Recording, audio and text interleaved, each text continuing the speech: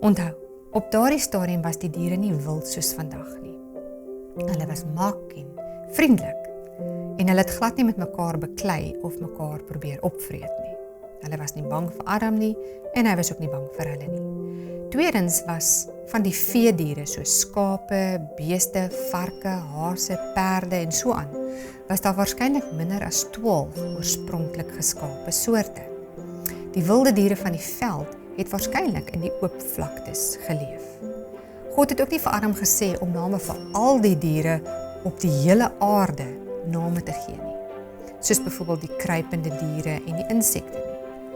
Het jy geweet dat slegs 2% van alle diere 'n rugstring het en dat die meeste van hulle eintlik visse is? Ons het ook 'n rugstring. Hierdie diere as ook mense word gewerweldes genoem, want jou rugstring bestaan uit wervels.